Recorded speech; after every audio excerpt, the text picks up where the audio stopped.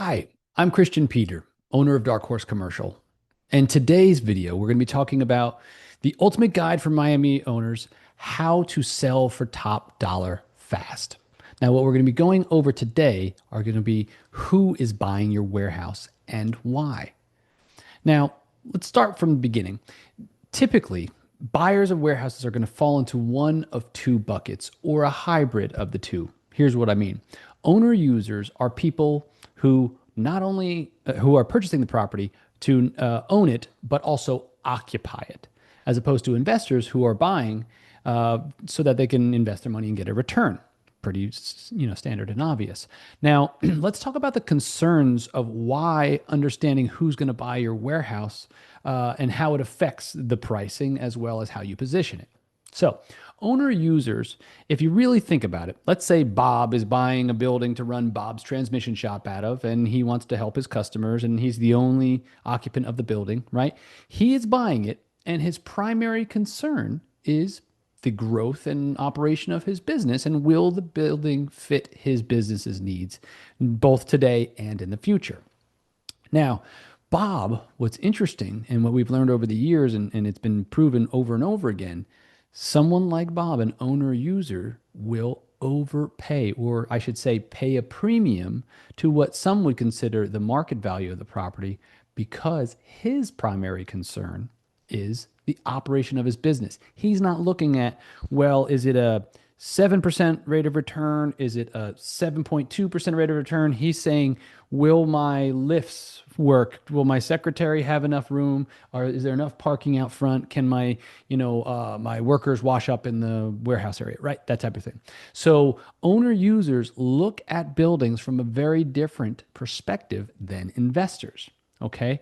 Investors, we have an old saying in the business, and that's if it doesn't make dollars, it doesn't make sense, right? Their number one concern is the return on their investment.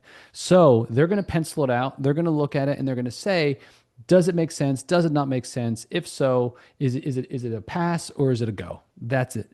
So the way investors look at properties is a lot more removed because frankly they're not even going to be occupying the property.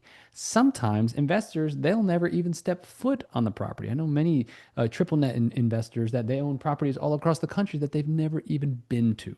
Okay, but that's taking it a step further. But the point is, investors look at a building from a purely analytical, does it make sense? Does it make not? Is this a good fit for my portfolio?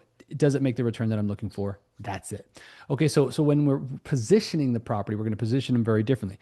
Owner users are going to be more concerned with, okay, what are the physical characteristics of the building? Will I be able to get enough of my trucks in the parking lot? Will I be able to get enough customer parking? Will I be able to, if someone is buying it to distribute their goods out of, will I have enough clear height because of how many pallet positions I have? Will I be able to get my warehouse in and out? I'm sorry, my forklift in and out of the warehouse, and so on and so forth. Owner users are concerned about operating out of there, as opposed to an investor who just, does it make money that I want? Is there a good tenant mix? Obviously there are several considerations, but the way they look at it, the point of all of it is the way they look at it is very different.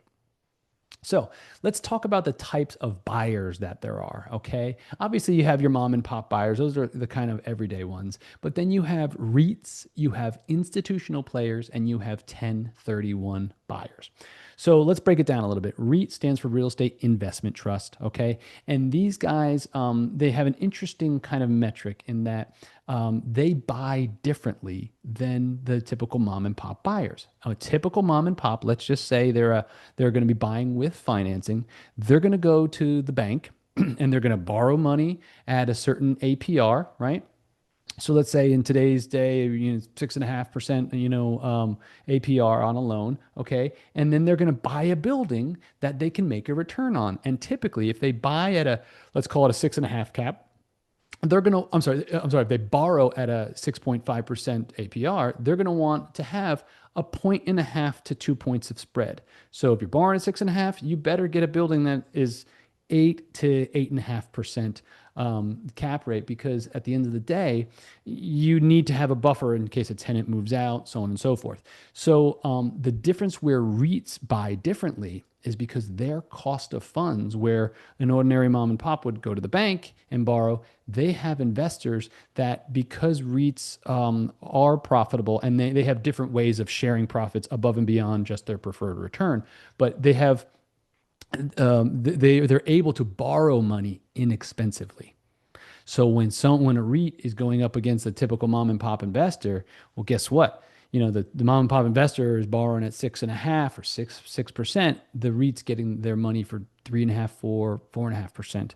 So they can buy. Remember, the lower the cost of funds, the more that they can pay. So like if they're buying, they can buy 5 caps when it doesn't make sense for someone else, unless something is at 6%, 7%, so on and so forth. Obviously, as the interest rates go up and down, these numbers change, but it's the concept. When you have a lower cost of funds, you still need the same amount of spread, but you can buy at a more aggressive cap rate. A lower cap rate means it's more aggressive, means the price is higher. So REITs and institutional players will be more willing to pay a higher price. So I should say, if their cost of funds is lower than others. Institutional players, they're similar, right? In the sense that they make a lot of their money on scale. What does that mean? They buy big properties. Why? Because they buy it, they put it, they like to have national credit tenants, or big tenants, or tenants that have been there a long time. I was working for a company, and we sold a chunk of the portfolio that I was managing to an institutional player, and basically they put in a property manager, and they moved on to the next acquisition. So that's very much the way they do it. They like to buy things that are steady, that they know they're going to make a return, and they keep buying and buying and buying and growing their funds. Okay. Then, which leaves me with 1031 exchange buyers. Now, the way the government lays it out is that 1031, I guess it's tax code 1031, grants people the right to defer their capital gains taxes to the next investment. So basically, if you're an owner and you've owned for 20 or 30 or 40 years, chances are you bought at a pretty low basis. Now, if you go to sell in 2025, at the time of this recording, you're going to have a big step up. I should say that you're going to have a big tax implication when you go to sell. It's going to be 20% of whatever your gain is. So a way to avoid that is to roll over the proceeds from this sale into another. Now, you have to identify up to 3 properties within the 45 days of closing, and you have to close on 1, 2, or 3 of them within 6 months of closing. So the common misconception is that many people will put their eggs in the basket of a 1031 exchange buyer, thinking that, well, they have a tax implication. They're going to overpay. They're going to pay some very, very high, crazy price above and beyond what the market will bear, because they need to sell quickly. But just know there's a flip side to that coin. The flip side to that coin is they're entitled to be going after 3 properties and putting 3 properties under contract. So just as they might be willing to pay something over market, okay, what you do have to worry about is they might be seeing where the best return is, where the best deal they can get is. So I wouldn't turn all my attention to a 1031 exchange buyer, because just know that just as they are, as the positives they can be outweighed by the negatives that they are shopping around their money. Now, let's talk about what each buyer type values and how to position your property accordingly. Each buyer type is different. Like I mentioned before, owner users, they care about the physical characteristics of a property. Very, very simple, very, very straightforward. Does it work for their business? Are the doors wide enough? Is this clear height wide enough? Is the high enough? Is the column spacing wide enough? Is there enough parking? Is there enough room for staff? Are there enough bathrooms? So on and so forth. Can they operate out of it? Okay. And then investors, the best way you can position your property for investors is have your books as clean as possible.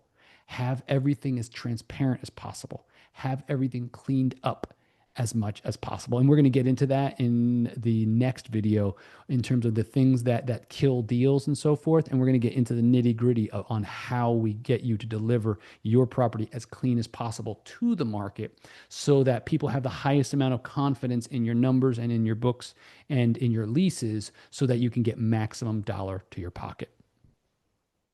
And finally, in the next video, we're going to be talking about the red flags that scare buyers away. We're going to talk about the 7 mistakes that sellers make that absolutely kill value and how to avoid it. So thank you so much for tuning in right now. And I look forward to seeing you in the next video. Hopefully this has given you some things to think about because not all buyers are created equal. And look forward to seeing you on the next one.